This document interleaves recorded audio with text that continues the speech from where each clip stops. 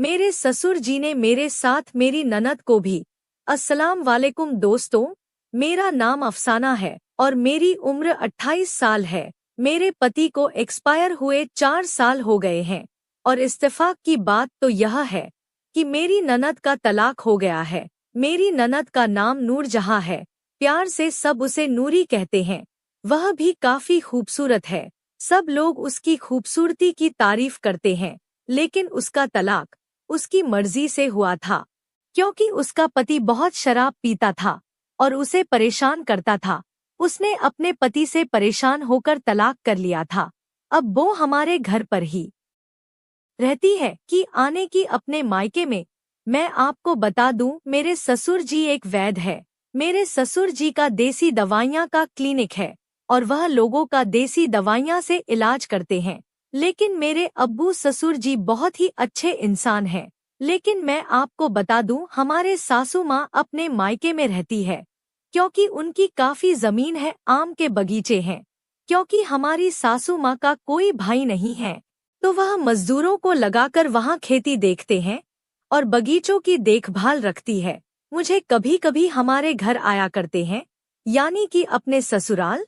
जून का महीना था दोस्तों, गर्मी काफी ज्यादा थी। तभी मेरे ननद नूरी कहने लगी, भाभी घर में बहुत ज्यादा हो रही है, अपने सब लोग घूमने चलते हैं। मैंने नूरी से कहा, तुम कह तो ठीक रही हो, लेकिन हम दोनों के साथ में जाएगा कौन, और अब्बू भी तैयार नहीं होंगे। फिर नूरी बोली, मैं किसी तरह आपको तैयार करती हूँ घूमने के लिए। मैंने कहा ठीक है। फिर नूरी ने अब मुझसे बात की, बहुत खाने के बाद आपको तैयार हुए।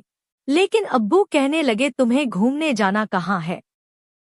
हमने अपना प्लान बनाया कि हम गोवा घूमने जाएंगे। फिर हमने अब्बू को बताया हम गोवा घूमने जाएंगे। फिर अब वह हमारी बात को मान गए और कहने लगे, चलो ठीक है, मैं तुम्हें गोवा घूम कर लाता हूँ। तब अब उन्हें 3 टिकट बुक करवा लिए और हमारी फ्लाइट 9 जून की थी, दोपहर 3 बजे की। फिर हम लोग में सब ने अपने अपने कपड़े पैक किए, क्योंकि कल सुबह हमें जाना था। फिर हम सुबह 9 घर से निकल गए। हम दिल्ली एयरपोर्ट पर पहुंचे तो वहां पर प्लेन 1 घंटे लेट थी, लेकिन हमें वहां बैठकर बहुत अच्छा लग रहा था। फिर हमारी प्लेन का टाइम हो चुका था, तभी हम सब लोग अपनी प्लेन में बैठ गए। लगभग 2-3 घंटे लगे होंगे हमें वहां पहुंचने में, और हम लोग वहां गोवा पहुंच चुके थे। तब हमें शाम को 6 बज गए थे। आबू वाले अफसाना, अब यह बताओ यहाँ पर रुकना कहाँ है रात को। तब मैं तो नहीं बोली, लेकिन नूरी कहने लगी, अब्बू यहाँ पर एक होटल में रूम ले लो। तब हम एक होटल देखा था, होटल का नाम था ताज होटल। तभी हमने उसे होटल में एक रूम लिया, लेकिन उसमें सिंगल बेड ही था, क्योंकि वहाँ रूम बहुत मुश्किल से मिलते हैं और कोई डबल बेड वाला रूम खाली नहीं था। अब हम 3 लोग थे और रूम में बेड एक ही था। फिर नूरी कहने लगी, अब्बू अब हमें एक ही बेड पर तीनों को एडजस्ट करना पड़ेगा। फिर भाभी बोली, हाँ अब वह लोरी ठीक कह रही है। फिर अब्बू बोले, चलो ठीक है, जैसा तुम्हें अच्छा लगे। अब हमने वहाँ खाना पीना खाया और तो हमें रात के 9 बज गए थे। फिर हम सब सोने लगे। अब हम तीनों सो चुके थे, तभी अचानक से मेरा हाथ मेरे ससुर जी के उसे पर चला गया। फिर उसने चलने करने चालू कर दी। ससुर जी से बर्दाश्त नहीं हुआ और उन्होंने हाथ में ले लिया। फिर मेरी अचानक से आंख खुल गई। मैंने देखा, अरे ससुर जी यह क्या कर रहे हैं, और मुझसे रुका नहीं गया और मैंने पकड़ लिया। मैंने कहा, अब्बू मुझे चाहिए। वह कहने लगे, घर देखेंगे, यहाँ पर नूरी है, अगर जल गई तो कयामत आ जाएगी। लेकिन मैं जिड़की, और फिर उसके बाद तो आप जानते ही हैं, ससुर जी और मैं, अब तो हम दोनों बस। इतनी ही देर में नूरी ने धीरे से आंखें खोल कर देखा और उसकी आंखें खुली की खुली रह गई। अब वह भी पागल सी हो गई थी, क्योंकि उसको भी 2 साल से किसी का सहारा नहीं मिला था। और वह कहने लगी, अब्बू मेरे साथ भी। फिर होना क्या था, अब्बू ने हम दोनों के साथ। फिर सुबह को साथ गए थे हम सब लोग। उठकर वॉशरूम में फ्रेश होकर हम तीनों घूमने निकल गए।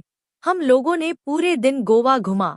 गोवा घूमने के बाद हम सब लोग शाम को इस होटल में आकर लेट गए। फिर नूरी कहने लगी अब्बू आज एक बार और।